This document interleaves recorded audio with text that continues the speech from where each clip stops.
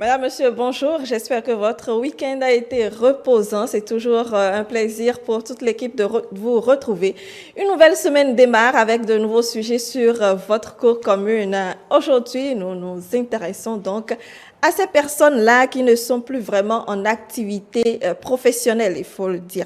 Alors, vous savez, après quelques années, on se retrouve donc à retrouver disons, une certaine force qui nous lâche, une certaine vivacité qui nous lâche après des décennies d'activité, de forte activité. Un moment où nous devons tout laisser, ou plutôt laisser la main tout simplement à d'autres pour poursuivre l'aventure à notre place. Un moment qu'il faut à tout prix préparer. Vous l'avez peut-être compris déjà. Aujourd'hui, nous parlons de la retraite. Comment est-ce qu'il faut bien la préparer afin d'en jouir dans de bonnes conditions? Nos invités sont là pour nous en parler et nous dire leurs expériences, surtout pour que vous puissiez prendre exemple dessus. Émeric Okupeli, bonjour. Bonjour Brunel Adossi, bonjour chers amis téléspectateurs. Modeste de Soutogbe, bonjour. Bonjour Brunel, bonjour Émeric, bonjour chers téléspectateurs. Qu'est-ce que vous avez fait de beau ce week-end? Rien de spécial, hein? Comment ça? Si ce n'est pas dormir. C'est ça. C'est bizarre, après une semaine où c'est chargé réellement le week-end, on ne fait que se reposer, mais bon, on a quand même aussi le plaisir de se distraire. Autrement, Émeric, vous avez fait quoi? Bon, j'ai rien fait à part le boulot. Je crois que j'étais au boulot le week-end. J'ai eu quand même la journée dominicale pour me reposer et pour reprendre la force pour commencer l'aventure. Donc, rien de croustillant, rien d'intéressant à mettre vraiment sous la dent. Non. Bon, on espère que ce sera pour le week-end prochain et que le lundi, vous nous direz davantage ce que vous avez fait. Pour poursuivre plutôt, Émeric, nous parlons du buzz du net. Oui, le buzz du net de ce jour nous amène tout droit au Zimbabwe, Yaba. Il y a une actualité qui fait couler beaucoup d'encre et de salive. Oui, il s'agit bien sûr du business de vendre ces orteils qui est devenu de plus en plus à la mode. Avoir 9 orteils n'est plus un problème chez certaines personnes au Zimbabwe. Donc, ils vendent un orteil contre, bien sûr, de l'argent. Et c'est ça qui est en vogue là-bas.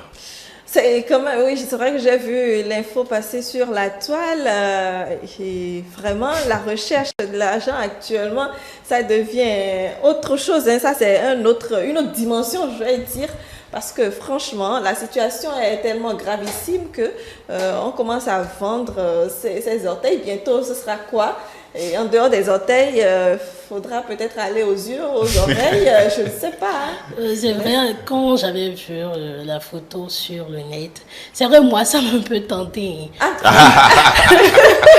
Vendre seulement mon orteil pour de l'argent. Pour 30 Ce n'est millions. même pas Je pense visible. que- Je peux mettre des babouches qui vont même cacher, personne ne le saura.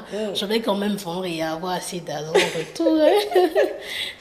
Je pense que bon, la recherche de gain l'argent, du gain facile nous amène parfois à faire des choses inimaginables. Hein. Comment un homme, Dieu vous a donné la grâce d'avoir 10 orteils et vous en vendez pour de l'argent. À quoi ça sert d'avoir 10 orteils et de ne pas savoir C'est quoi manger vrai, la on vie? dit- on dit souvent qu'il faut Quelqu'un, effrayer la situation, votre situation financière. Quand le destin ne vous offre pas quelque chose, il faut provoquer le destin. Et il faut vendre ses orteils. Là, bon, de toute façon, c'est plus mieux que de livrer sa propre sœur pour de l'argent, de toute façon. Mais bon, si vous devez vendre vos orteils aujourd'hui, demain vous vendez quoi? C'est ça en réalité. On c'est- vendra c'est- sûrement autre chose. Quand c'est les ça. orteils finiront sur le bout des doigts, le bout des pieds, et que vous serez toujours en situation de manque d'argent. manque, Vous êtes exactement. obligé de vendre les 10 orteils. Mais en plus, c'est très bien payé. Des millions de dollars. Bon, Modeste, ah bah, décidément, elle veut se renseigner là. C'est sûr que si vous trouvez le tuyau là, vous allez. Ouais. C'est vrai que ça me tente un peu. Hein. Je ne Vous vais pas allez le vous dire. au revoir ici là. Mais est-ce que ça ne serait pas visible parce que je vais vendre, mais je vais quand même cacher avec des fermés qui n'ont pas Elle a personne. des- Elle Elle a déjà trouvé l'astuce. Il faut croire désormais quand des gens n'ont pas les 10 orteils en place qu'il faut penser qu'ils ont déjà vendu un orteil. Bon, je S'ils pense sont que- riches. Bon, S'ils sont riches, on peut y penser. encore que le bien malade qui ne profite pas, hein, c'est un argent qui n'est pas que vous n'avez pas trouvé à la sueur de votre front. Donc, C'est à la La sueur. sueur de- c'est à la- Si, parce que je vais d'abord pleurnicher. Je vais pleurnicher, je vais faire La- comme la- le la réaction de Modeste m'étonne aujourd'hui, quoi. Très bien. Autre chose. Il y a un autre Oui. buzz. Je ne sais pas si vous aimez manger du pain. On en mange tous les jours. Vous en mangez tous les jours. Alors, je vous présente ces images, comment, dans les conditions dans lesquelles le pain que vous mangez tous les matins se prépare. Ah oui, ah oui. Voilà. Pour Dans vous. la pâte, hein, ah, même la pâte. Oui, et on dépose même le téléphone portable sur parfois les pains. Waouh, nous mangeons hein, Oui, dans le oui, pays oui, finalement. oui. Et ça, c'est encore plus, c'est encore mieux. C'est encore mieux quand nous allons encore dans les dessous, dans les coulisses de la préparation du pain, vous allez être déçus. C'est vrai, quand on fait un tour dans les boulangeries, ce n'est vraiment pas la joie. Vous voyez celui qui prépare le Oui, pain, le boulanger. le boulanger, il... En train de parler, en train oui, de mais en suer. suyer, mais il prend sa main. Il fait ça, il Il continue. remet, il trempe la main dans le pain. Ah, On va Seigneur pas. Jésus. Franchement. Mais c'est bon, vrai ça que fait, là- ça fait partie des vitamines. Non, c'est vrai que l'hygiène dans la préparation de ces nourritures que consomme presque toute la population est à revoir. Peut-être que Justement. ces images qui ont circulé sur la toile vont mettre la puce à l'oreille de ces Exactement, pour que autorités la police sanitaire, voilà, la Oui, police mais sanitaire c'est sache. plus, c'est plus dessus. la préparation traditionnelle.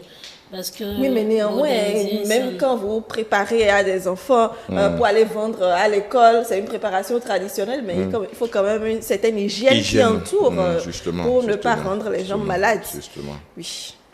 Alors, en espérant que le pain que vous mangez ne vienne pas de cette boulangerie, nous poursuivons sur autre chose à présent. Parlant de retraite, notre mot du jour, Émeric. Quand on parle de retraite, il faut savoir que le mot du jour, c'est bien sûr retraite. Et quand on parle de retraite, il faut dire que retraite s'écrit avec R-E-T-R-A-I-T-E. Retraite.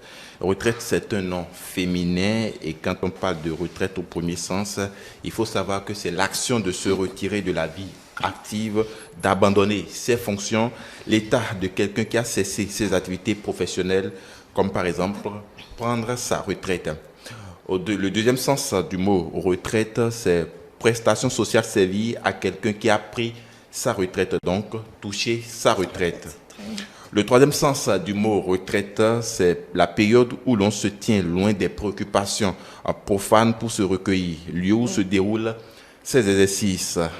Et le quatrième sens du mot retraite, il faut dire qu'il y en a plusieurs sens. Et c'est un lieu où quelqu'un se retire pour vivre dans le calme, la solitude ou pour se cacher. Un appartement qui a servi de retraite à un fugitif, par exemple. Alors, synonyme du mot retraite, dans ce cas, c'est un abri, asile, gîte, havre, nid, port, réduit, refuge, tanière. Alors, un cinquième sens au mot retraite, c'est une marche en arrière d'une armée qui ne peut se maintenir sur ses positions. Comme par exemple, synonyme de ce mot, de ce sens, il y a débâcle, débandade, décrochage, fuite, recul, reflux et repli. Battre en retraite. Alors, on a souvent tendance à entendre parfois qu'on parle de battre en retraite. Caisse de retraite, manœuvre en retraite, pièce de retraite, retraite anticipée, retraite au flambeau, retraite chapeau, retraite complémentaire pour ne citer que cela. Très bien. Alors, ces expressions, il faut dire que c'est utilisé bien souvent, mais est-ce qu'on a souvent le sens autre? Vous avez quelque chose d'autre à ajouter? Non, c'est bon, ça peut aller pour le mot retraite. Et une citation? Une citation, on n'en a pas eu, mais on en aura au cours de l'émission. Merci, Émeric. Le mot retraite est donc au cœur de nos échanges aujourd'hui. Alors, je voudrais vous demander comment est-ce que vous imaginez votre retraite, Émeric et Modeste? Je pense que dès que vous avez la chance d'avoir un boulot, de commencer déjà, parce qu'on dit souvent que pour réussir une fin d'année scolaire, c'est déjà dès le premier jour de la rentrée. Et donc, quand vous avez la chance d'avoir un boulot, dès le premier jour que vous commencez ce boulot, il faut déjà commencer par penser à votre retraite parce que on a tendance à croire que 30 années, bon, il y a encore du temps, on a du temps, et puis donc on peut tout faire, alors que parfois les années nous surprennent et puis on se retrouve parfois pratiquement à la fin de notre activité, comment dit-on, du temps de notre activité, puis on commence par courir de gauche à droite et c'est maintenant qu'on commence par vouloir préparer sa retraite alors que le temps y a passé. Ce que vous n'avez pas pu faire en 30 années, ce n'est pas bon, en 25 ans, ce n'est pas en 5 ans qui reste de votre retraite que vous allez commencer par courir de gauche à droite. Non, je pense que la retraite se prépare dès le premier jour que vous commencez. Nous, en tant que jeunes, je pense que nous devons nous mettre dans cette dynamique-là parce qu'on a tendance à courir aujourd'hui de gauche à droite pour pouvoir à la quête du pain quotidien. Oui. Mais il faut qu'on pense aussi à demain parce que la capacité physique que nous avons aujourd'hui, ce n'est pas la même capacité que nous aurons dans 5 ans, dans 10 ans. Et donc, chaque jour, à chaque jour suffit sa peine. Il faut commencer par se battre pour pouvoir préparer un bon lendemain et aussi préparer notre après-activité professionnelle. Alors, préparer son après-activité professionnelle, mais vous ne m'avez pas dit comment est-ce que vous imaginez votre retraite. Vous allez y répondre tout à l'heure, Modeste. En 2 mots, une retraite calme et paisible. Calme, ça veut dire quoi? C'est-à-dire retirer me retirer pas du monde, mais me réfugier quelque part et une retraite loin du bruit, dans une campagne par exemple. Et vous feriez quoi? Je vais prendre du bon temps, je vais rattraper mes sommeils perdus. Mais il faut quand même garder une certaine activité pour ne pas justement vite partir. Oui, c'est vrai qu'il y a au cours du train-train de la vie et au cours de mon parcours professionnel, je pourrais peut-être avoir une activité secondaire que je vais quand même conduire jusqu'à la retraite. Émeric? Oui, je pense que je ne me vois pas d'abord en retraite. Et quand on parle de retraite, il faut dire que bon, il y a plusieurs manières de jouir de sa retraite. Je pense que je vais faire profiter le temps de mon activité professionnelle pour pouvoir préparer mon après-retraite et faire en sorte que bon, ce ne soit pas quand même un repos au lit. Un repos complet. Un repos complet.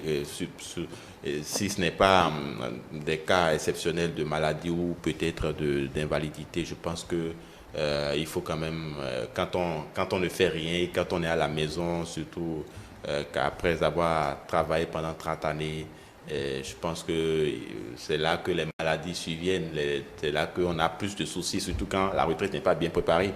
Alors quand c'est bien préparé, je crois que vous en jouissez pleinement et puis vous développez d'autres activités même après la retraite et pour pouvoir faire profiter d'autres. Merci. On remarque souvent que les retraités ne sont vraiment pas au repos. C'est à la retraite qu'ils font encore assez de mouvements. Justement, et pour certains, il y a d'autres quand même. Comme sa retraite ne veut pas dire aller dormir tous les jours dans son lit. Ou bien jouer au loto. Oui, jouer au loto, c'est l'activité auquel ça donne beaucoup de personnes, c'est vrai, mais bon, encore, certains sont quand même lucides et continuent de travailler, rester actifs. Ils nous en parlent juste après.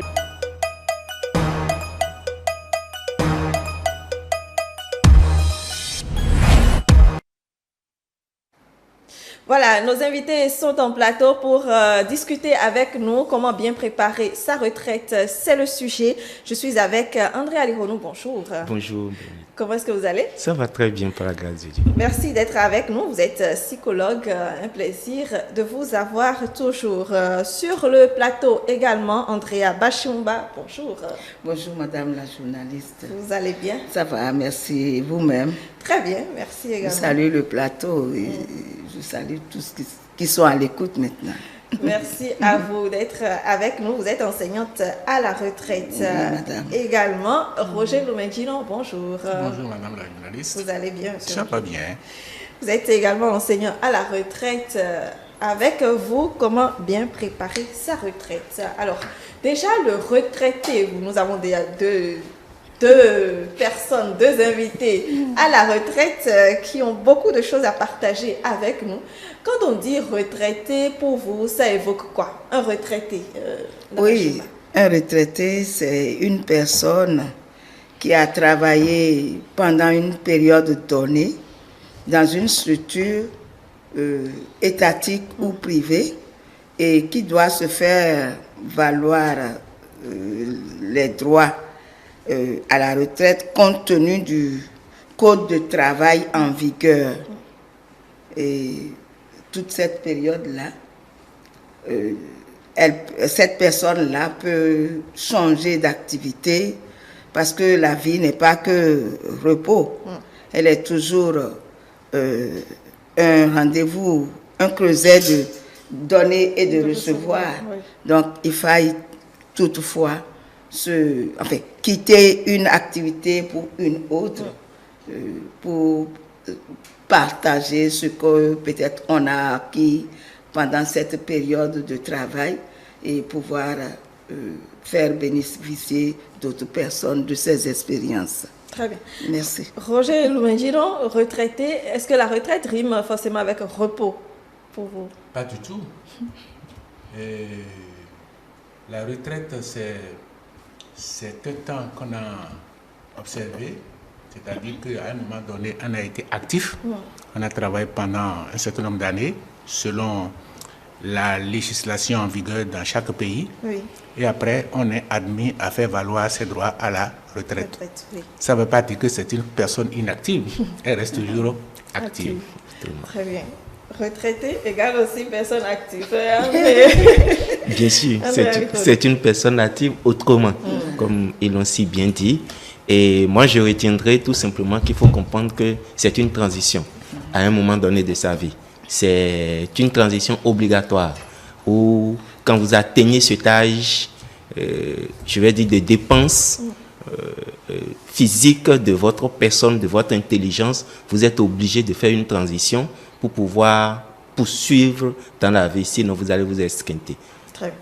Alors, pourquoi est-ce qu'il faut préparer sa retraite? Ça, c'est vrai qu'on remarque quand on est actif, même nous, on travaille là actuellement, mais la retraite n'est pas forcément le souci actuel. Le souci actuel, c'est d'autres obligations, d'autres besoins. Mais pourquoi est-ce qu'il faut y penser aujourd'hui, Roger? Il faut y penser forcément parce que, sur deux plans. D'abord, au plan de l'épuisement physique.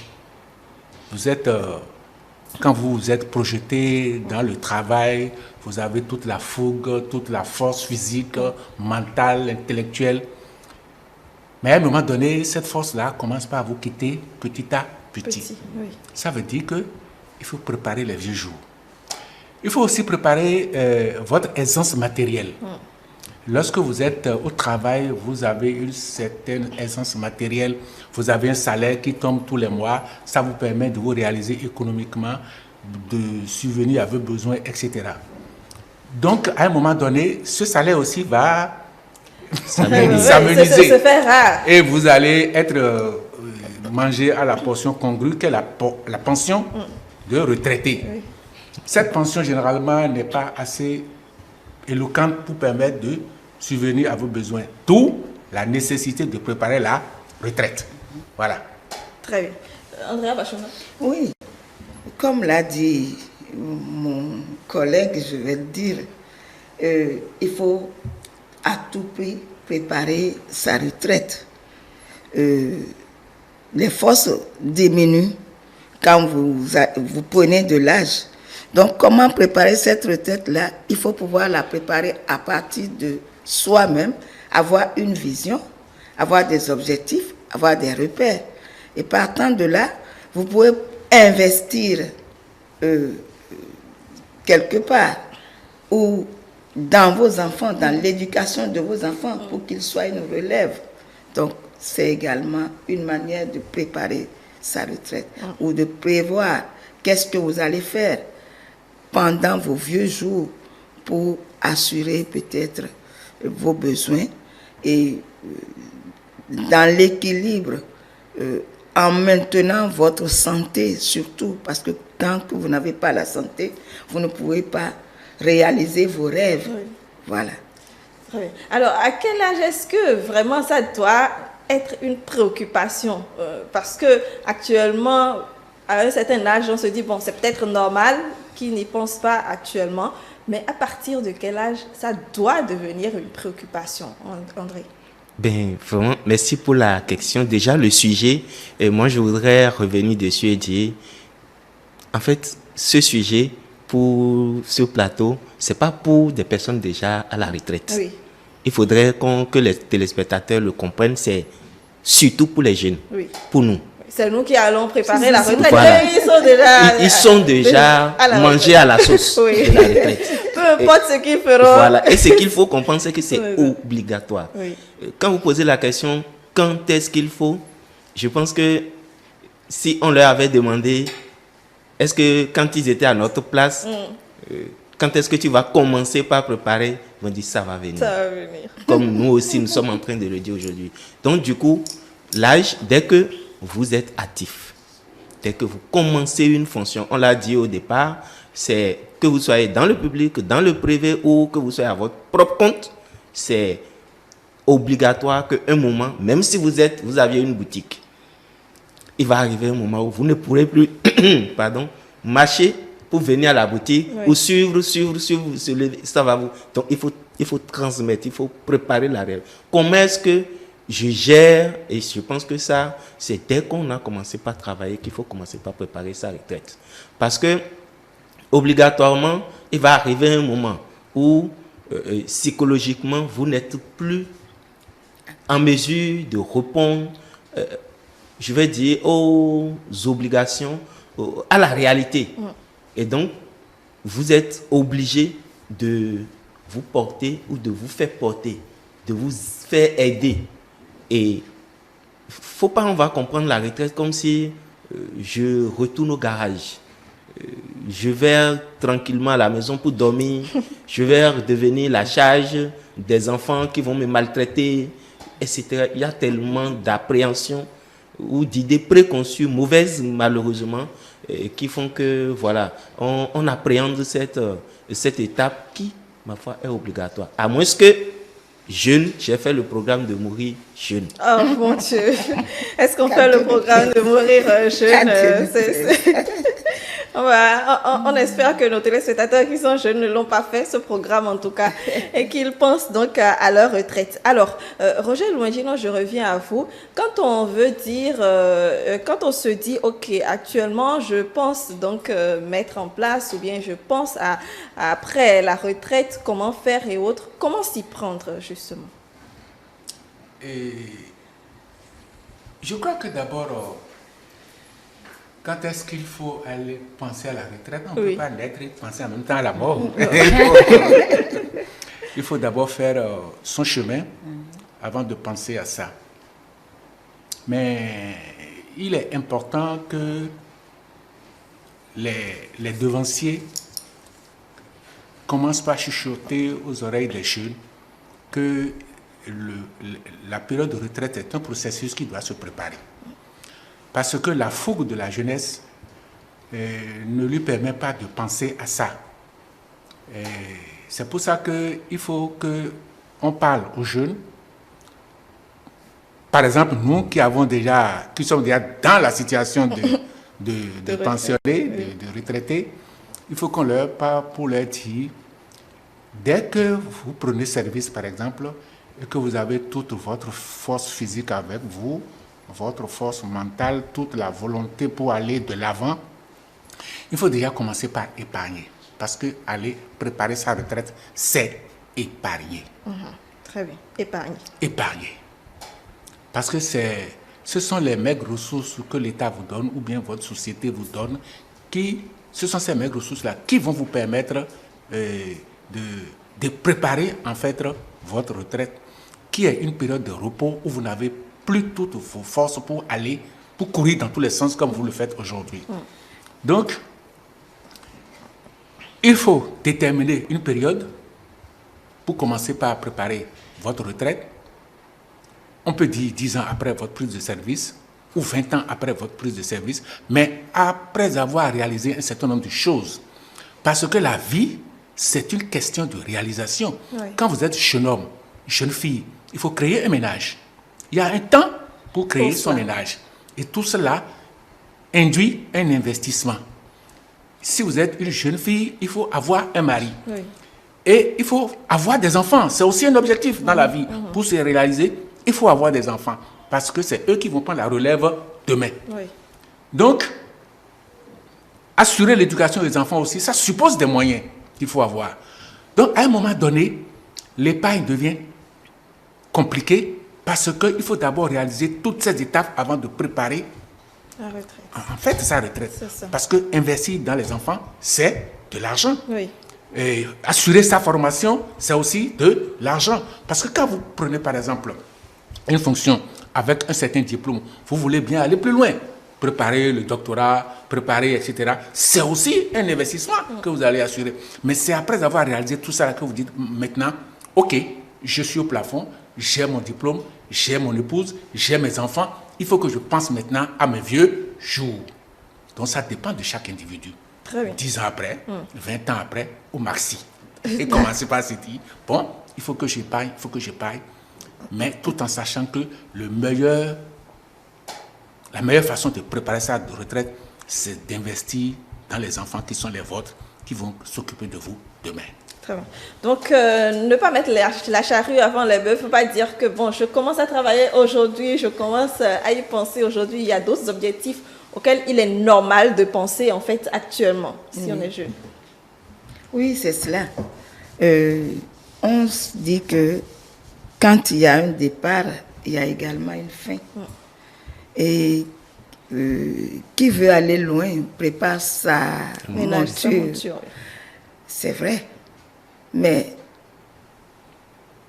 quand vous commencez, vous avez de la vigueur, vous avez de la force, de la force à revendre. Quand vous avez des repères, ça vous guide. Parce qu'à partir des repères, vous tirez des expériences quand vous aviez une conscience.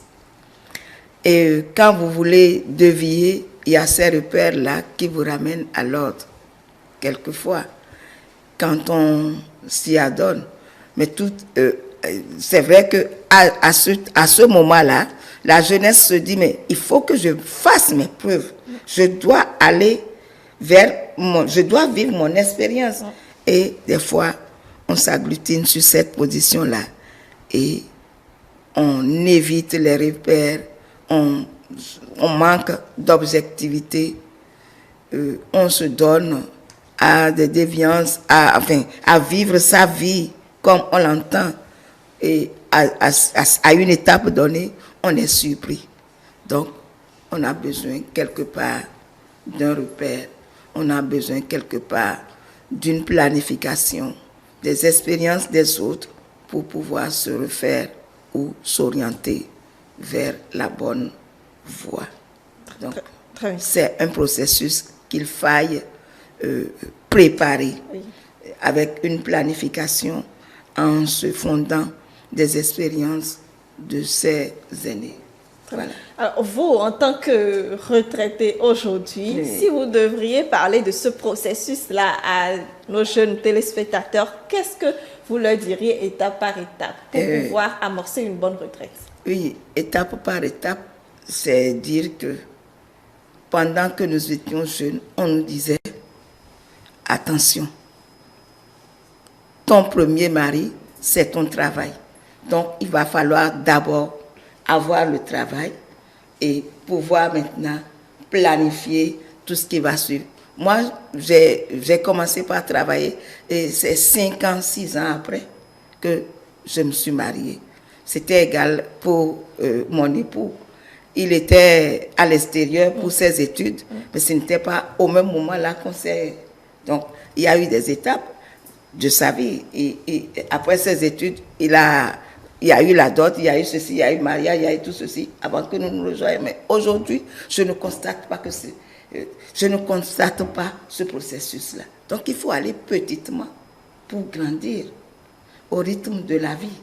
Et c'est à partir de cette étape-là que vous commencez par préparer l'avenir ensemble et à projeter qu'est-ce que nous devons faire, qu'est-ce que nous aurons. Et on commence par faire des enfants et comment faire pour assainir l'éducation ça devient un problème. Et avant ça, on se disait, mais combien d'enfants on aura à faire? On se le disait. Et qu'est-ce que nous devons faire? Il y a ci, il y a ça, on doit voyager, on doit faire ça. C'était toute une planification. Donc, je pense que c'était grâce à nos parents qui nous orientaient. Attention, ton premier mari, c'est ton travail. Et c'est après ça qu'on pouvait faire d'autres choses. Très bien. Alors, à la retraite, apparemment, l'élément fondamental, c'est l'épargne, c'est les sous, c'est l'argent, en fait.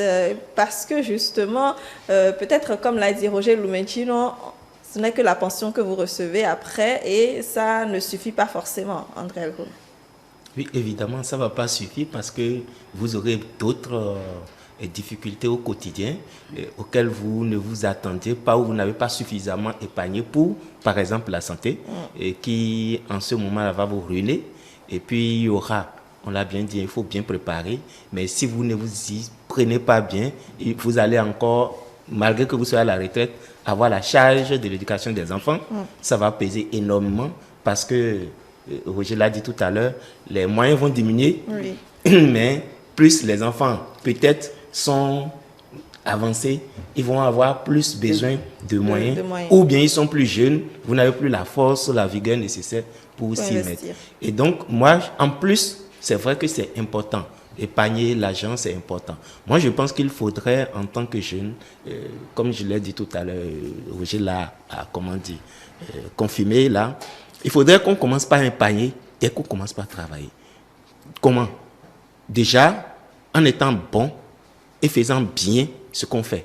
Parce que épargner pour sa retraite, c'est aussi travailler de sorte que lorsque vous allez partir, qu'on puisse avoir besoin de vous, qu'on vous appelle pour consultance, qu'on ait besoin de votre expertise, de votre expérience. Mais si vous ne faites pas bien et que c'est vous qui aviez été le collègue le plus chiant, c'est vous, on ne peut pas cohabiter avec vous, personne ne va venir vous solliciter. Et donc, c'est aussi épargner, de bien faire et de bien cohabiter, d'être bon dans son travail. Et comme Andrea l'a dit, de vraiment prendre son travail pour son épouse et son époux. Parce que là, vous épargnez pour l'avenir. On aura besoin de vous et ça va vous faire des entrées, forcément.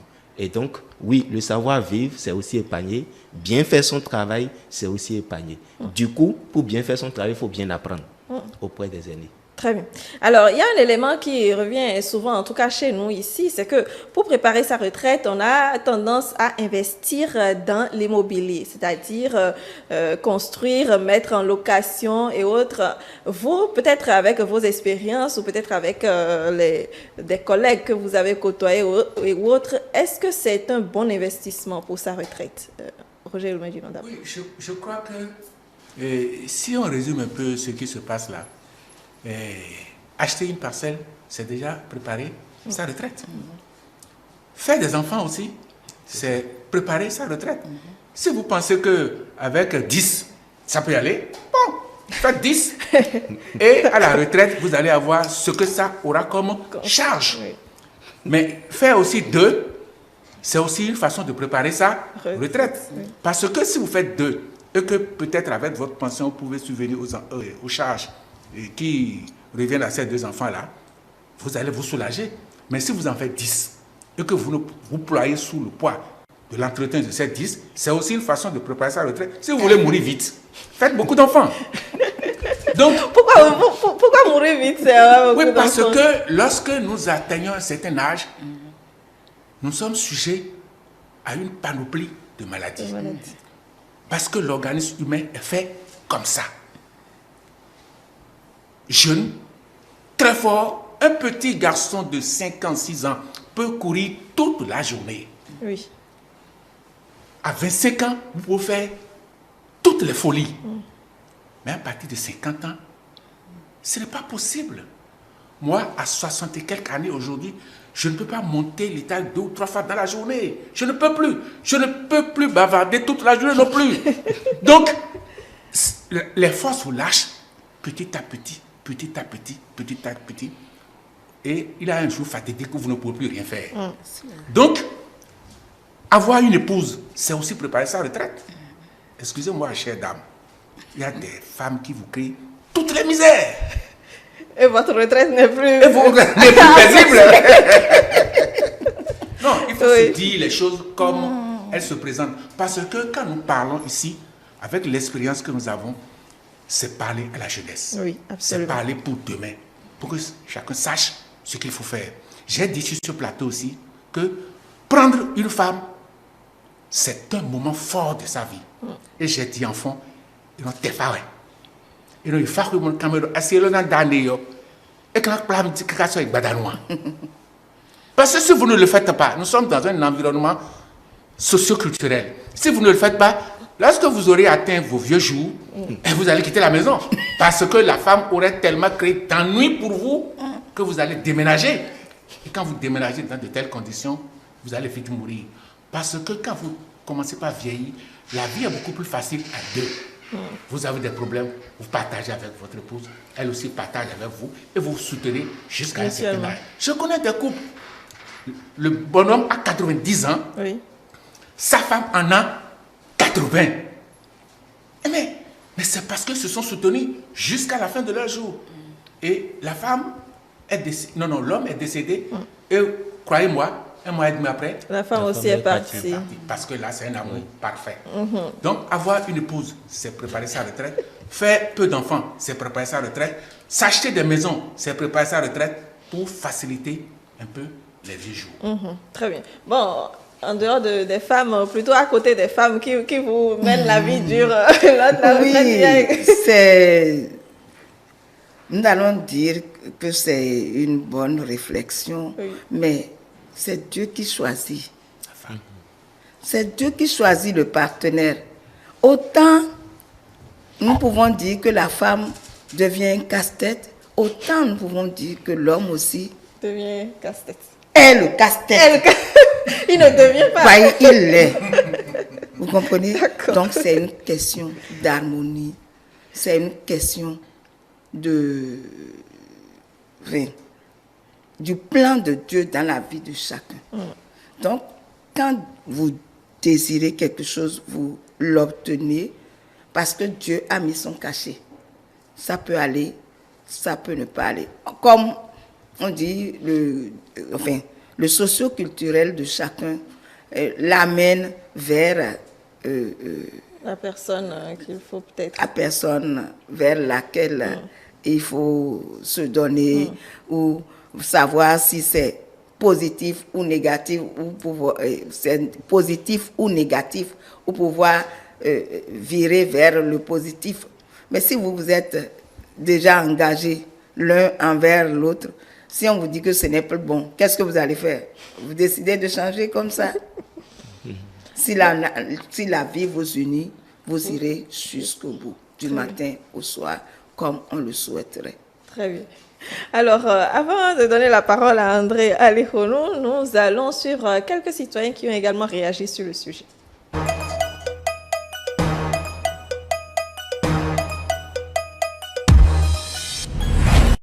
Ouais, vous, la question de retraite, ce n'est pas si facile. Bon. Dans le public, c'est le Fonds national des retraités.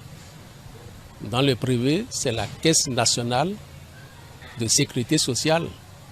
Et tout cela, ce sont des cotisations. Oui, pour préparer la retraite, des fois ça surprend. Parce que vous voyez qu'il y a encore le temps. Mais ça surprend. Préparer sa retraite, c'est être prévoyant. Et si on trouve un peu d'argent, il faut au moins économiser un peu dedans pour pouvoir se préparer demain. Pour une bonne retraite, une très bonne retraite, il faut s'occuper des enfants. Si Dieu t'a donné des enfants, tu t'occupes tu prépares leur avenir, c'est-à-dire les mettre à l'école, les éduquer sur la bonne voie. Surtout si vous êtes chrétien encore, c'est encore plus heureux.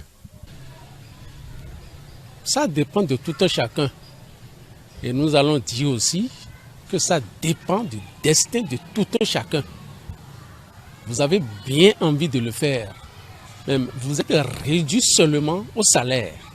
Si vous n'avez pas, au moment où vous étiez en fonction là, si vous n'avez pas des activités parallèles, c'est un peu difficile.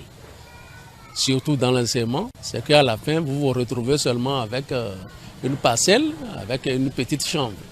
Mais si vous avez la chance, et puis votre papa a à faire un peu, la continuité n'est plus si difficile.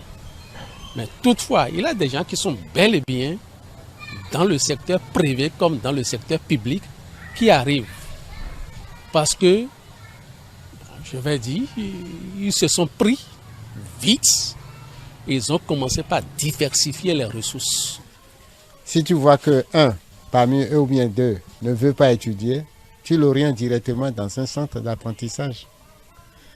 Et que si chacun d'eux a eu son boulot, à être eux-mêmes, toi, papa, maman, vous êtes heureux. Le moment où vous ne pouvez plus faire, quand vous serez vieux, là, c'est préparer sa bonne retraite. Ce n'est pas seulement les économies qu'on met à côté, mais c'est qu'ils ont d'autres ressources. Ça peut être peut-être dans l'agriculture, ça peut être dans l'élevage, ou bien ça peut être le commerce, ou bien d'autres affaires, et ils arrivent à s'en sortir facilement. C'est comme celui qui n'est même pas fonctionnaire, celui qui ne travaille même pas dans une école. Et à la fin, il réalise très bien.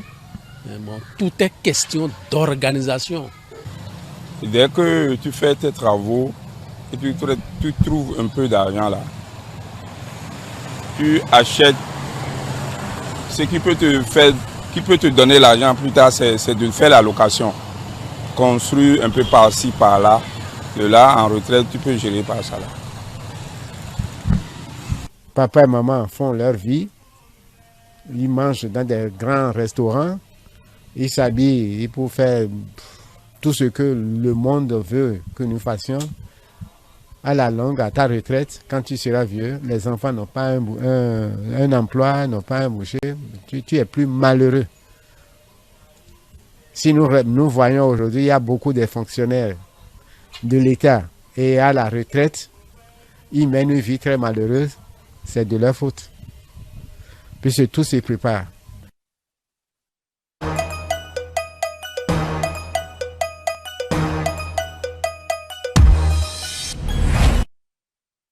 Voilà, retour en plateau. Les citoyens qui se sont prononcés donc sur le sujet, tout se prépare, hein, comme on l'a dit, André Alirono.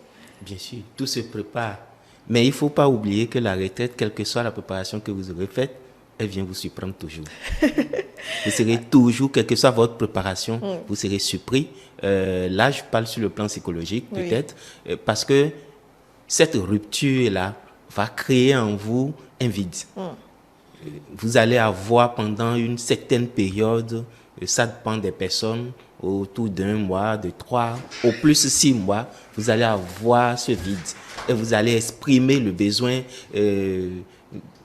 d'un manque de confiance en soi qui ne dit pas son nom. Vous allez faire un bilan personnel qui n'est pas trop reluisant. Est-ce que j'ai bien fait? Est-ce que j'ai mal fait? Du coup, que vous le vouliez ou non, vous allez avoir des sentiments positifs et des sentiments négatifs. Le boulot vous manque? Forcément. C'est pour ça qu'on dit, lorsque vous préparez bien, vous allez pouvoir faire la transition. Même si vous aviez tout planifié au départ et que vous avez pris une retraite anticipée, vous allez forcément avoir besoin de ce moment de transition. Et du coup, oui, j'ai bien écouté les avis des citoyens, mais ce n'est pas une raison pour laquelle, lorsque vous êtes en fonction et que vous travaillez, que vous ne vous donnez pas du plaisir, que vous ne vous épanouissez pas dans ce que vous faites. La responsabilité que vous aviez vous oblige, oui, à épargner, à préparer votre retraite. On l'a dit tout à l'heure, tout ce que vous faites autour de vous doit pouvoir vous amener vers une retraite apaisante et épanouissante.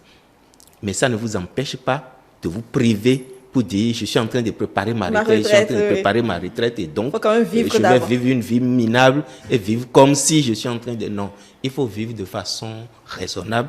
Il ne faut pas non plus, ils l'ont dit, il ne faut pas exagérer. Vivre au-dessus de ses moyens, ce n'est pas ce qui est conseillé.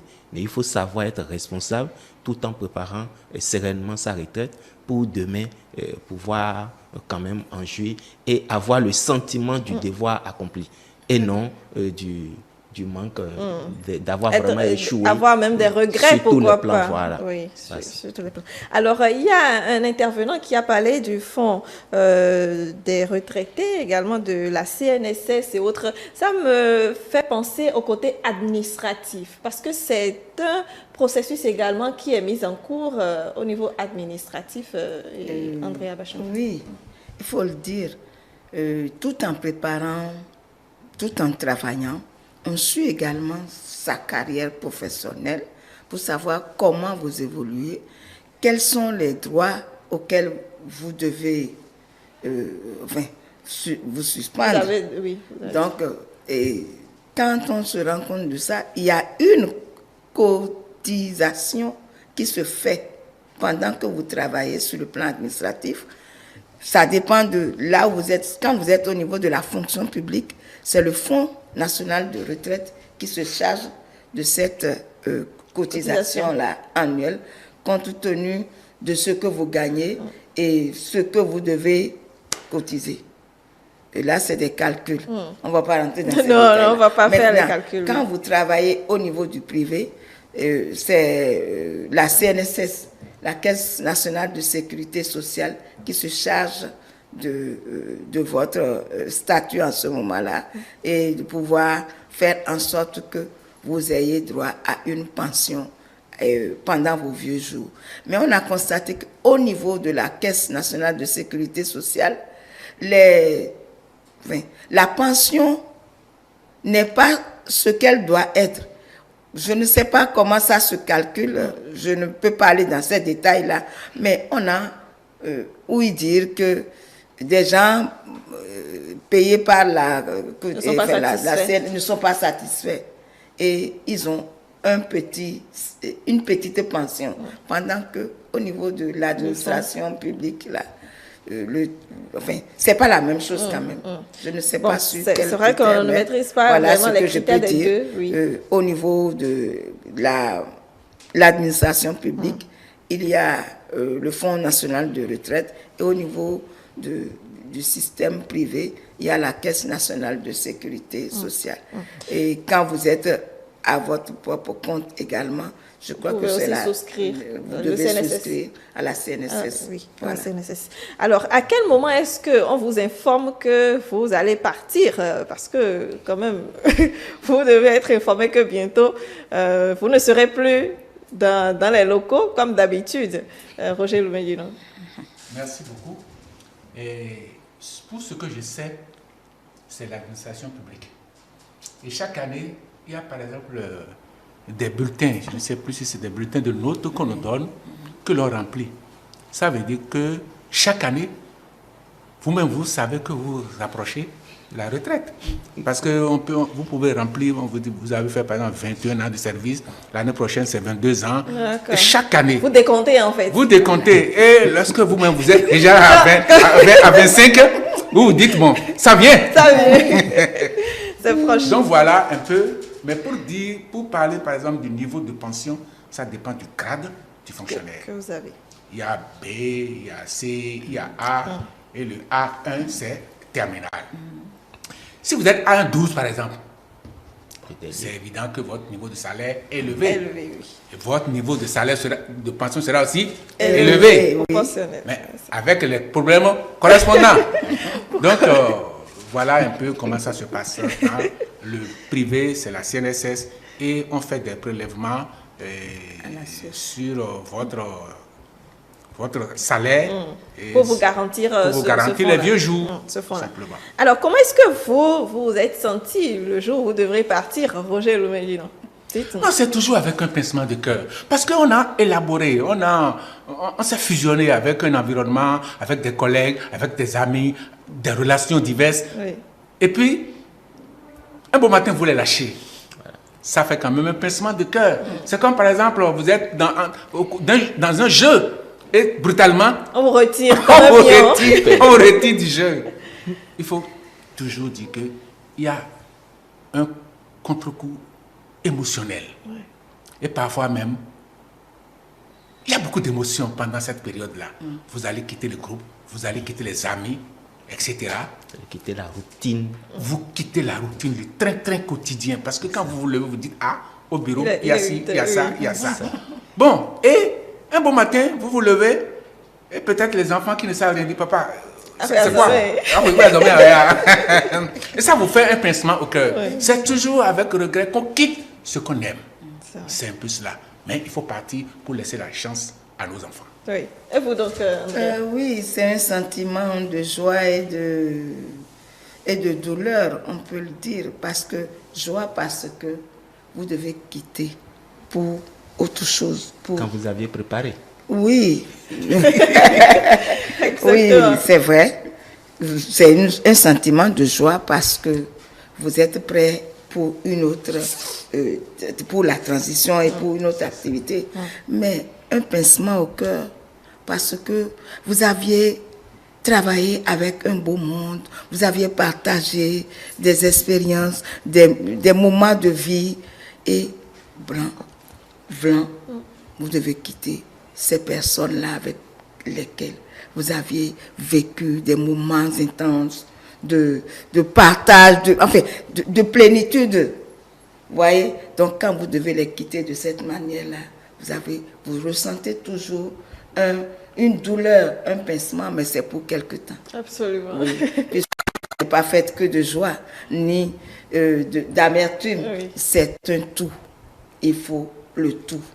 Il faut toutes ces deux choses-là pour faire un équilibre. Voilà. Très bien. Et vous êtes obligé d'accepter cela.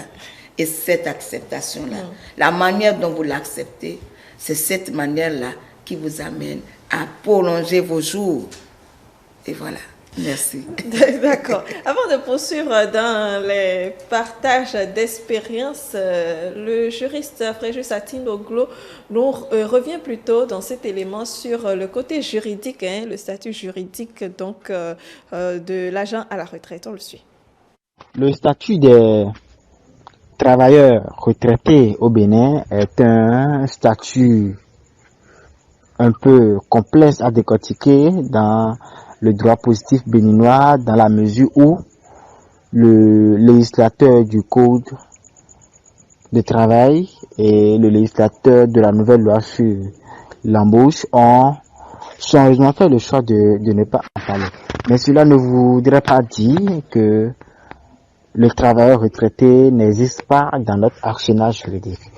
Bien sûr qu'il existe et on va le retrouver dans la loi 98-19 du 21 mars 2003 portant Code de sécurité sociale au Bénin et la loi 2015-19 modifiant et complétant l'ancienne loi portant Code des pensions civiles et militaires de retraités.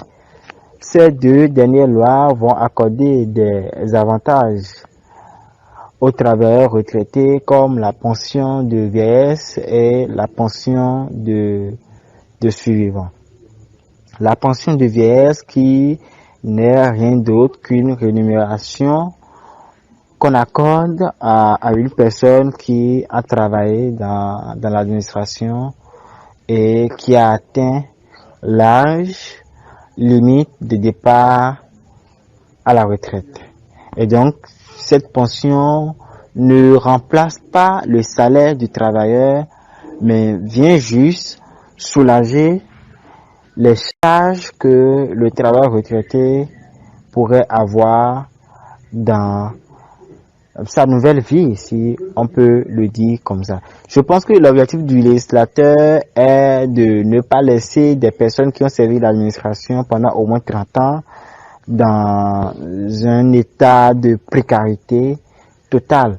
Donc, la pension ne vaut pas le montant du salaire, mais cette pension est calculée compte tenu du salaire que le travailleur percevait lorsqu'il était en fonction. Il y a également la pension de survivant qui permet aux conjoints survivants de faire face également à des dépenses au cas où le travailleur retraité ne serait plus là, serait déjà décédé. Donc, le conjoint survivant et des enfants qui n'ont pas encore atteint l'âge de la majorité pourront bénéficier de cette pension afin de pouvoir faire face à leurs besoins. Également, la question ou le débat qui se fait, c'est l'âge limite ou l'âge légal pour aller à la retraite au Bénin. Parce que la question se pose le plus souvent, on se demande à quel âge une personne qui a travaillé dans l'administration pendant une certaine année peut demander à aller à la retraite. C'est la loi 2015-19 modifiant et complétant la loi 86-14 portant code des pensions civiles et militaires qui a réglé la question et qui a prévu que l'âge légal de départ à la retraite au Bénin est compris entre 55 ans et 65 ans selon des catégories, parce que le législateur a défini des catégories et selon ces catégories, chaque travailleur peut savoir à quel âge il peut demander à aller à la retraite. Et donc c'est après la retraite que le travailleur pourra demander à la caisse de sécurité sociale à entrer en possession de ces avantages-là que j'ai cités. L'avantage sur les pensions de vieillesse et les pensions de suivants, de conjoints suivants. Voilà un peu en résumé tout ce qu'on peut dire rapidement sur le statut légal des travailleurs retraités au Bénin.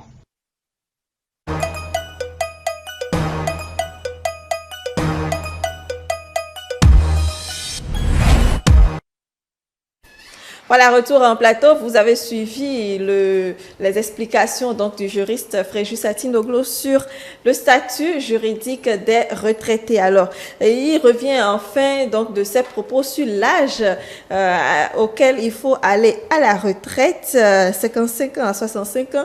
Roger Lumedino et Andrea Bachumba, comment est-ce que ça s'est fait pour vous? Vous êtes à la retraite depuis combien d'années? Vous êtes parti? Depuis 2016. J'ai fait valoir mes droits à la retraite. Et je suis partie en tant que conseillère pédagogique. Donc, je suis dans la grille A. Ça veut dire que... qu'est-ce que vous voulez que je vous dise? Ça veut dire que de toute façon, vous avez su progresser avant de partir. Oui, j'ai su progresser avant de partir. Et donc, également, moi-même, j'ai eu droit à d'autres formations.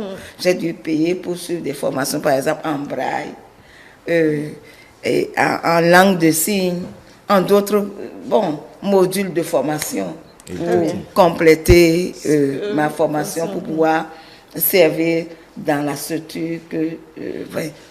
je me suis reconvertie en animatrice. Vous allez d'ailleurs nous en parler tout à l'heure.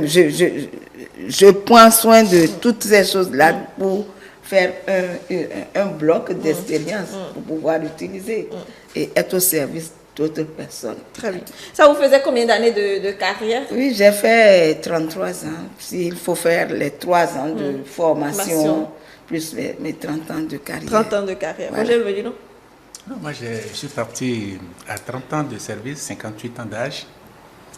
Je suis parti depuis 2015. Depuis 2015 aussi. 2016, 2015. Bon, c'est pas trop éloigné l'un de l'autre. Alors, moi, je suis parti depuis 2018. Bravo. Donc, ça veut dire que dans les prochaines années, vous êtes à la retraite du travail. Vous êtes à la retraite du travail. Alors, André, je reste donc avec vous. Vous savez, quand on va à la retraite, vous l'avez dit, il y a toujours cette période de transition où les choses vous manquent, justement. Comment accompagner, ou plutôt cette personne qui sont à la retraite, qui se voient brusquement en cessation d'activité et autres, et qui ont du mal à reprendre en fait? Ben, je pense que c'est une belle question. C'est vrai qu'il y a des dispositions légales qui sont prises, Institutionnellement aussi, il y a des dispositions que je peux traiter peut-être d'officieuses ou d'officielles. La plupart du temps, pour ce que je constate, les aînés sont là pour le confirmer ou l'infirmer. Il n'y a pas de disposition d'accompagnement, je vais dire, psychosocial institutionnalisé. C'est juste des questions, on parle surtout, genre, organiser une cérémonie pour le départ. Mais dès que vous êtes parti, qu'est-ce que vous êtes devenu? Comment ça se passe dans votre tête? Parce que le grand combat, ça se passe dans la tête. Quels que soient les préparatifs que vous aviez menés, quelles que soient les dispositions que vous avez prises, dans votre tête, ça se bouscule. Et c'est là c'est là que vous avez besoin d'aide. Et surtout, quand la question de la santé vient dessus, quelles que soient les dispositions que vous avez prises, vous aviez l'impression d'avoir manqué quelque chose. Et c'est vraiment difficile. Donc, je pense que pour ça, il faille mettre sur place quand même un accompagnement psychosocial, pas parce que je suis psychologue, mais c'est le besoin, c'est ce qu'on constate. Ces personnes ont besoin d'être vraiment accompagnées de façon individuelle, de façon personnalisée sur leur vécu, pour pouvoir quand même être encore productif. Parce que, vous savez, il y a un psychologue qui a essayé de classifier les étapes de la vie et qui estime que quand vous passez à l'âge de 45, 60 et au-delà, à partir de 60 ans, vous êtes très productif, mais autrement. Et pour ça, il faille qu'on sache tirer de votre expérience.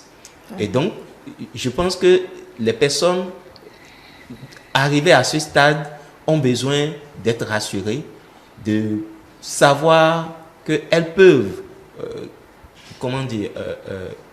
former, mais autrement. Transférer leur expérience. On a toujours besoin d'eux, en fait. Et être sûr qu'elles font le transfert à de bonnes valeurs. Parce que c'est aussi ça. La transition, si je ne suis pas sûr de donner à la bonne personne, je vais faire économie, je vais retenir ma chose.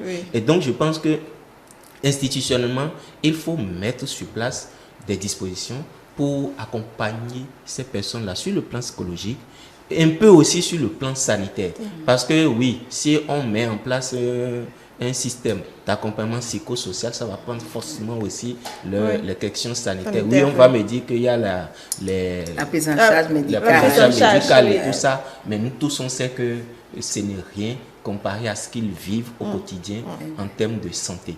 Et ça, c'est important qu'on le fasse. Je vais finir par dire tout simplement qu'en fait, la retraite, là, il faut juste, je vais paraphraser le Renard de Djerebré, comme on l'appelle, le père à son âme, qui dit: les jeunes ont besoin de monter sur les épaules des aînés pour voir plus loin. Que, du coup, ça a tout son sens avec tout ce que ça veut dire. Aujourd'hui, on parle de retraite. Ceux qui sont déjà dedans, si on prend les dispositions, ils ne vont pas en bénéficier plus que nous qui allons arriver là. Oui, à la retraite dans les prochaines années. Donc, voilà. Alors, avant de donner la parole à Roger Bashumba, je voudrais quand même que vous donniez quelques conseils à ces personnes qui vivent peut-être avec des personnes retraitées, mais qui ne savent pas trop comment les accompagner justement pour qu'ils se sentent bien dans leur peau. Waouh! Rapidement, c'est que considérez-les comme des adolescents. Ils vont avoir, sur le plan psychologique, beaucoup de caprices, ce qu'on va appeler caprices, parce que estimant légitime certains retours de nous, mais surtout ce qu'il ne faut pas faire, c'est ne pas rentrer en conflit avec eux dans chaque acte, dans chaque parole, dans chaque pensée qu'ils ont. C'est-à-dire, il ne faut pas leur montrer qu'ils sont en ma charge, donc je fais ce que je veux d'eux. Et ça, c'est le pire retour qu'on puisse leur donner. Parce que déjà, la situation de retraite, pour eux, est un poids psychologique. Parce qu'ils auront un problème, comme on l'appelle, un problème d'agenda. On dit le syndrome de l'agenda. Et du coup, c'est comme s'ils vont vouloir meubler leur temps avec tout. Et du coup, nous qui sommes actifs, on pense qu'ils font tout et n'importe quoi. Et on veut les éduquer maintenant. Et ça, c'est vraiment mal vu pour eux. Et on est tout le temps en conflit, tout le temps en conflit. Nous allons, si nous traitons nos aînés, nos parents, comme ça, nous ne faisons que les précipiter vers la mort. Et c'est ce qu'il faut éviter. Ce n'est pas des adolescents, ils auront des comportements d'adolescents parce qu'ils ont besoin d'orientation, parce qu'ils sont en ballottage, ils sont ambivalents dans les choix et dans les activités. Donc, ils ont besoin qu'on soit là, qu'on les écoute, qu'on les écoute surtout et qu'on donne de l'importance à ce qu'ils disent. Et ça va les aider énormément. Très bien, merci beaucoup André Alihonou. Alors, Andrea et puis Roger, vous êtes à la retraite depuis 2015, depuis 2016. Qu'est-ce que vous faites aujourd'hui? On a dit que la retraite, ce n'est pas forcément un repos. Donc, vous êtes en activité quand même si elle n'est plus ce que vous avez fait pendant 33 ans. Merci pour cette question. Je suis en reconversion. Fonction. D'accord. De fonction. Donc, puisque j'ai travaillé longtemps avec les enfants, les parents, donc j'ai quelque part observé les difficultés de ce beau monde avec lequel j'étais. J'ai vu comment je pouvais apporter ma pierre à l'édifice pour changer ce monde-là, pour que les réalités de difficultés ne soient plus les mêmes à une période donnée, que ça puisse changer. Évoluer. Et que le bien-être puisse accompagner l'éducation des enfants. Donc c'est dans ce sens-là que je me suis dit, qu'est-ce qu'il faut apporter? Et entre femmes, on s'est retrouvés, des femmes à la retraite, au niveau de l'enseignement, comme des autres structures étatiques ou non. Donc nous nous sommes retrouvés pour dire, mais qu'est-ce que nous pouvons apporter à notre nation? Qu'est-ce que nous pouvons apporter pour que le regard de la personne âgée soit intégré à l'éducation des enfants pour qu'il n'y ait pas de déviance. Donc, c'est dans ce sens-là que nous avions créé l'ONG Yetin. Très bien. Donc, qui donne un nom, Yetin. Sous l'arbre. Sous l'arbre. Sous les ombrages. Les ombrages. Pour pouvoir mieux restituer donc, ce que nous avions appris à nos enfants pour une relève de qualité. Très bien. Donc, vous êtes toujours avec, dans la transmission de valeurs avec les enfants. Voilà, dans la transmission des valeurs. Et les valeurs sont importantes. Dans les aides également. Dans les aides sociales. Oui. Dans l'assistance sociale. Oui. Avec les enfants, les femmes, les personnes âgées, puis les enfants, les divorcés sociaux. Donc, il faut pouvoir éduquer ces enfants-là pour qu'ils suivent une pente de la naissance, grandir, vieillir pour une bonne marque. Maintenant, quand ça échoue, vous voyez, ça va dans la délinquance juvénile. Il y a aussi la délinquance sénile que nous ne voyons pas, mais que nous observons dans la communauté, dans la société. Quand nous voyons partie de ces personnes âgées-là, qui sont sans orientation et qui n'ont pas des enfants pour les reprendre, comme l'a dit tantôt, les écouter, et il y a un refoulement. Donc, à partir de ce refoulement-là, la personne se sent vide, la personne se sent désorientée et prend, bonjour, la délinquance sénile. Voilà. Merci Andrea Bachamba. Roger, vous me dites non? Oui, je crois que je suis en train de réfléchir à la question, mais il y a une phrase très intéressante de monsieur Andrea qui dit que les retraités sont considérés comme des adolescents, des ados. C'est ce que vous dites, non? Comme des adolescents. C'est vrai, je le confirme. Parce que l'adolescent, c'est quoi?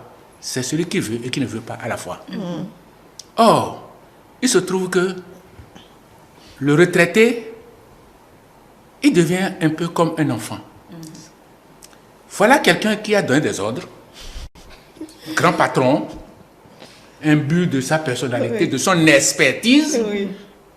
mais qui à un moment donné ne sait plus faire de distinction et qui divague, excusez-moi. Parce que le raisonnement n'est plus cohérent. Cohérent. C'est bien cohérent.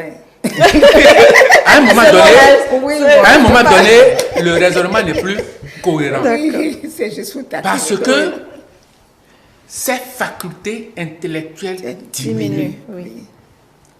Et les enfants, ou bien l'environnement, veut lui faire de Ça reproches. va.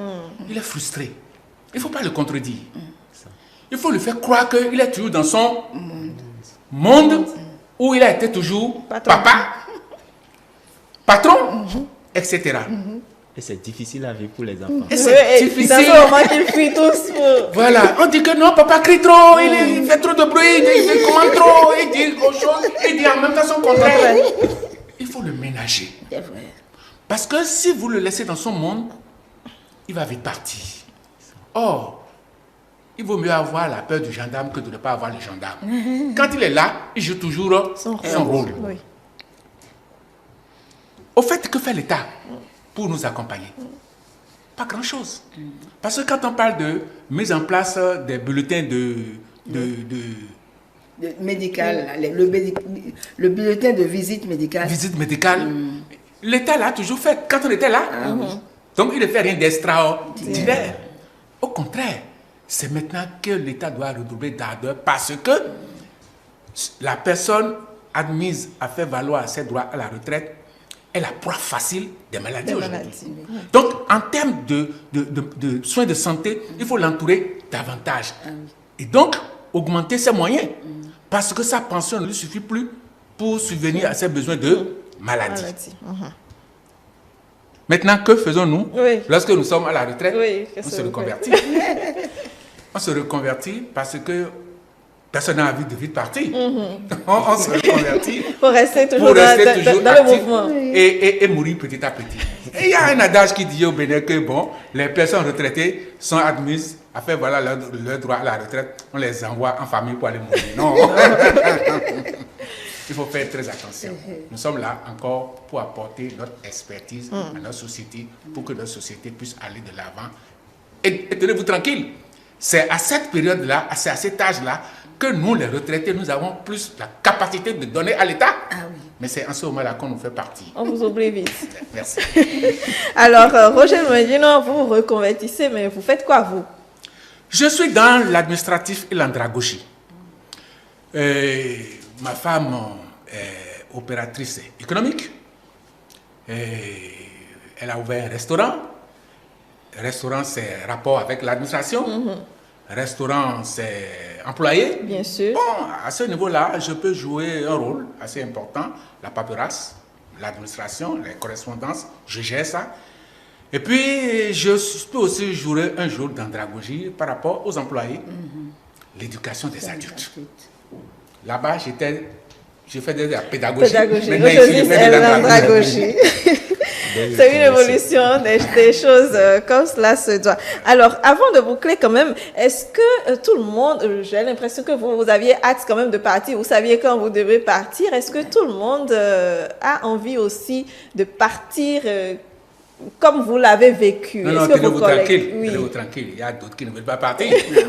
Mais, non, la société est faite comme ça. Comme ça. Il y a toutes les catégories dans une société.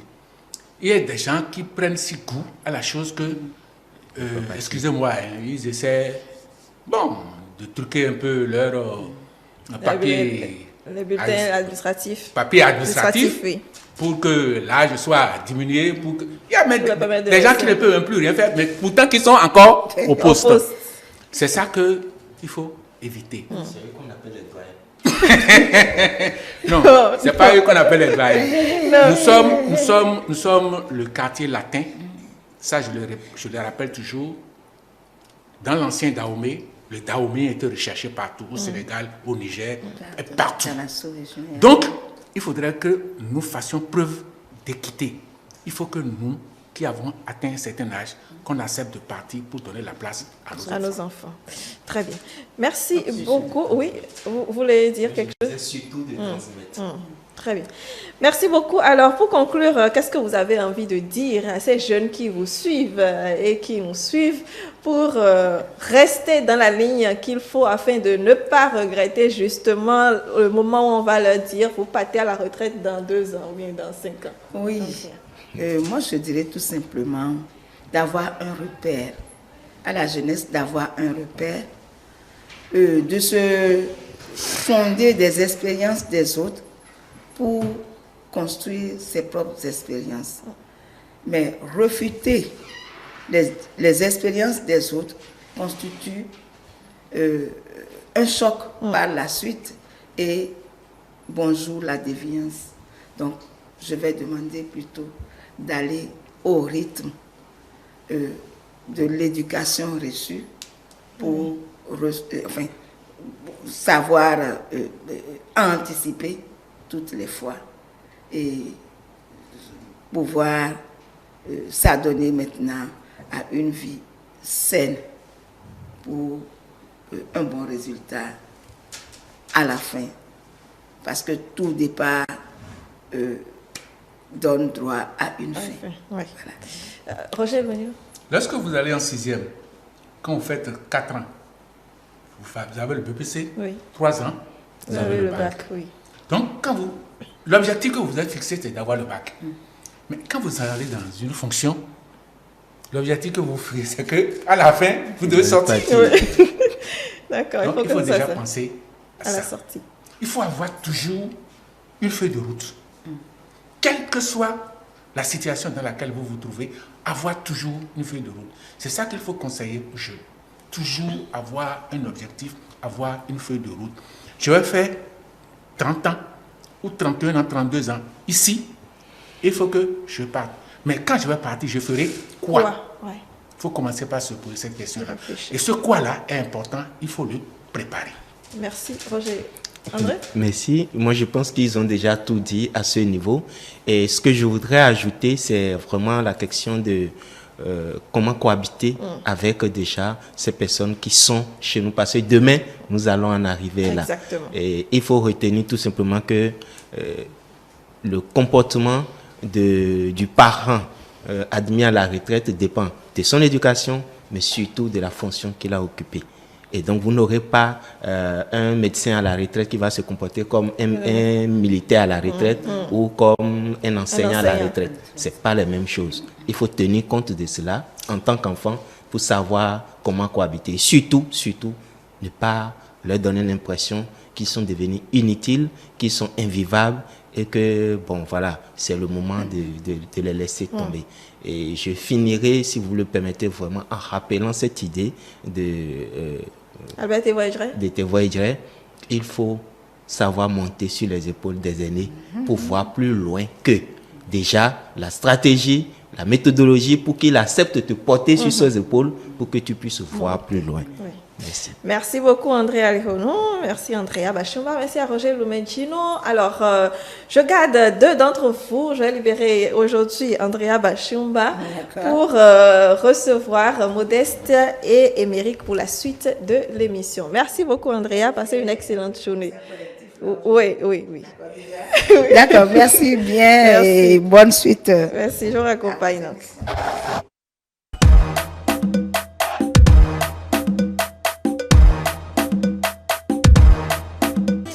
Voilà, nous poursuivons cette émission. Émeric et Modeste nous ont rejoints. D'abord, les messages Modeste. Alors, à la question « Comment préparez-vous votre retraite ?» Les téléspectateurs ont répondu. Il y a Folikwe qui dit « Pour préparer ma retraite, j'entreprends aujourd'hui. Je m'investis pour que mon entreprise soit pérenne et qu'elle continue de tourner même dans mes vieux jours et sans moi. » Nous continuons. Tout est une question de planification. Il faut apprendre à répartir le salaire, même s'il y a une cotisation qu'on appelle la pension. Jean-Isaac qui dit la répartition du salaire comme tel, une partie pour les besoins personnels, le loyer, l'électricité, l'eau, le déplacement et la nourriture, une partie pour les besoins en santé, une partie pour les imprévus et enfin une partie pour les pains. Et cette portion peut être utilisée pour des investissements futurs. Très bien. Donc l'épargne, comme on l'a dit sur le plateau, la diversification des revenus, des sources de revenus. Oui. Il y a Merveille qui dit, pour une retraite bien préparée, il faut avoir bien travaillé et faire beaucoup d'économies. S'organiser de sorte à ce que la pension vienne uniquement en complément à d'autres activités qu'on aurait créées si on est intelligent. Tout ça pour dire qu'il ne faut pas compter sur la pension, elle n'égalera pas le salaire. Très bien. On continue. Denis qui dit c'est un peu compliqué de répondre à cette question, surtout avec le régime actuel qui envoie vers l'entrepreneuriat sans appui financier et avec nos maigres moyens. On essaie d'entreprendre et les bénéfices qui en découlent, c'est dans ça on paie le loyer, on gère le quotidien, la famille et finalement on se retrouve sans économie. On a l'impression de vivre au jour le jour. La planification d'une retraite devient quasi impossible. Alors, la préparation d'une retraite devient quasi impossible. Ça, c'est un élément important. Oui, André. Oui, là, il soulève une vraie question d'actualité, la cherté de la vie, et qu'on essaie d'expliquer. C'est personnel, hein, mais je ne sais pas comment on peut m'expliquer que la vie est chère. Je pense plutôt qu'il faut investir les énergies à faciliter la vie un peu plus plutôt que parce qu'elle ne va pas redevenir moins chère. Ça, oui. Et du coup, on demande à la jeunesse de préparer la relève, je ne sais pas, et de préparer la retraite alors que à peine elle arrive à suivre à ses besoins. Et qui de plus en plus deviennent plus chers. Et bon, je ne sais pas. Ça, c'est vraiment une question et je pense que l'État doit prendre sa responsabilité. Ce n'est pas d'expliquer aux gens qui savent déjà que la vie est chère. Ça, on le sait déjà. Donc, les moyens qu'on déploie pour faire cette tournée-là peuvent servir autrement. Moi, je pense que la question est vraiment... La solution est mal réfléchie sur ce point-là. Bon, il y a beaucoup de personnes qui ont réfléchi quand même. En tout cas, même si les positions sont diverses, de toute façon, tout le monde ne peut pas s'accorder sur la chose. Néanmoins, quand il dit que sans moyens financiers, je pense qu'il y a beaucoup aujourd'hui de possibilités d'avoir accès à des financements, pour, même si c'est petit quand même, pour démarrer son activité génératrice de revenus, même si la vie est chère. Émeric veut réagir? Oui, je pense que vous avez dit que il y a, mais combien de personnes ont cette possibilité-là? C'est une réalité aujourd'hui quand on voit des gens qui ont travaillé pendant des dizaines d'années, qui se retrouvent dans un état piteux. Je pense qu'il y a matière à réfléchir pour nous en tant que jeunes aujourd'hui qui faisons notre expérience d'emploi. Vous savez, le salaire, avec le salaire, vous pouvez faire quoi? Vous pouvez préparer quelle retraite? C'est ça la question. Avec la cherté de la vie que nous parlons d'aujourd'hui, nous avons, je ne sais pas si c'est une malchance de tomber dans cette situation où il faut quand même il faut quand même vivre avec, bon gré mal gré. Donc je pense que préparer sa retraite, c'est une question très très d'actualité aujourd'hui, surtout en tant que jeune. On se demande si on doit se contenter d'un seul emploi, ou quand les gens vous recrutent. Quand les gens vous recrutent, ils aiment que vous soyez loyal, que vous ne soyez efficace, parce qu'en vous partageant dans plusieurs activités, c'est pas évident que vous soyez efficace. Donc, mais quand ils veulent que vous soyez loyal, est-ce qu'ils vous payent à la hauteur de ce que vous faites? Donc, c'est pas évident. Donc, je pense que c'est difficile. Et puis, vraiment, chacun saura trouver la solution de toute façon. La retraite, elle va nous retrouver, ou bien on va retrouver l'âge de la retraite, et on devra donc y faire face. Obligé. Modeste, alors, vous voulez réagir? Moi, je vais vous dire une chose. Oui. Aucun salaire ne suffit à aucun salarié. C'est clair. Aucun salaire ne suffit à aucun salarié. Dans d'autres pays, on fait 3 boulots à la fois. Oui.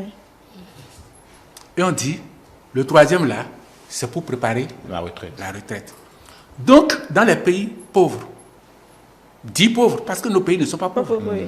Dans nos pays dits pauvres, il faut qu'on se batte pour créer. Le cerveau de l'homme est là pour quoi? pour réfléchir, pour innover et pour trouver des créneaux capables de nous permettre d'aller de l'avant. Donc, quand vous êtes ici, cherchez d'autres créneaux. Battez-vous. La chance que les jeunes ont aujourd'hui, ils ont de l'énergie. Nous, on n'en a plus. C'est-à-dire quoi? Je donne l'exemple d'un enseignant qui est enseignant du public.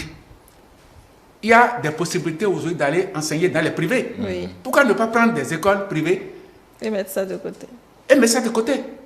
Aller travailler dans 2 ou 3 écoles. Parce qu'il a encore de l'énergie. Mais moi, à 50 ans, vous me voyez aller enseigner dans une école publique et faire le tour des écoles privées, vous allez tomber au tableau, vous allez mourir.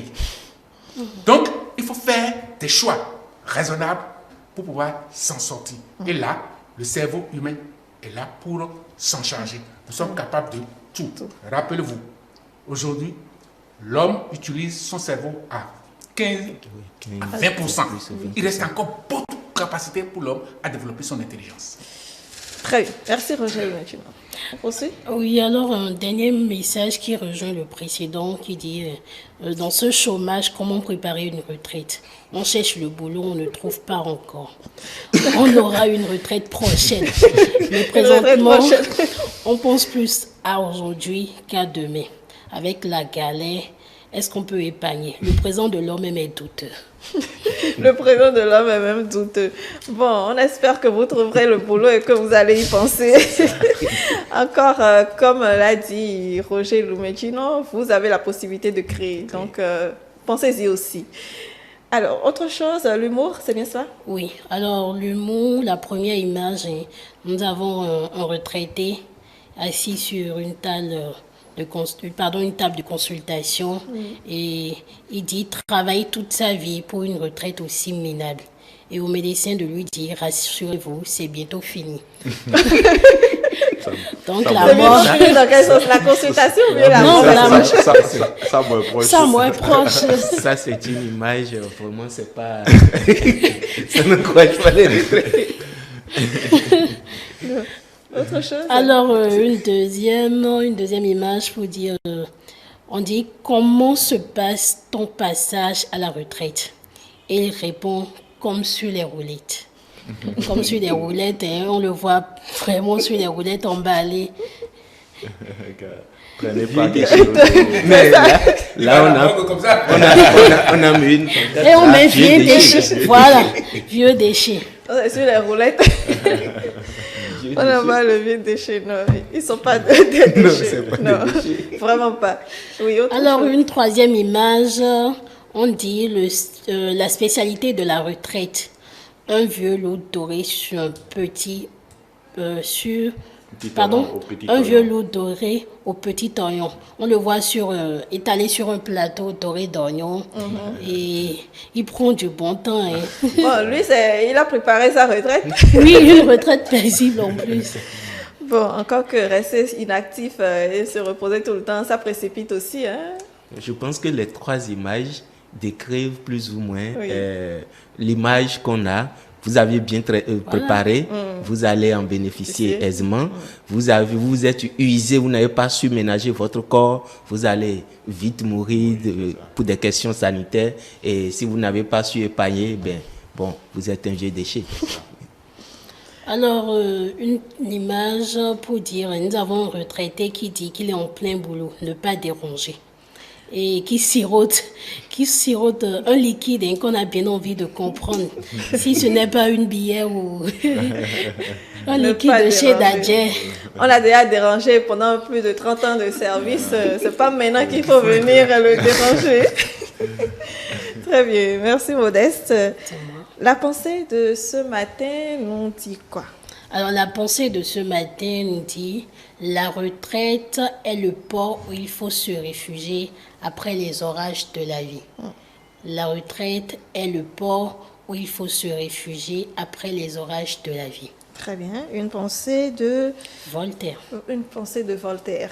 La retraite est le port où il faut se réfugier après les orages de la vie. André Alihono?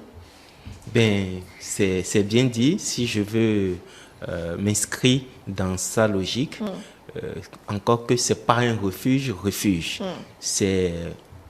Je continue d'insister que c'est une transition. Oui. Et donc, oui, vous avez traversé les orages. Maintenant, vous êtes dans un lieu plus ou moins sécurisé. Et ça doit vous permettre de vous sentir soulagé et de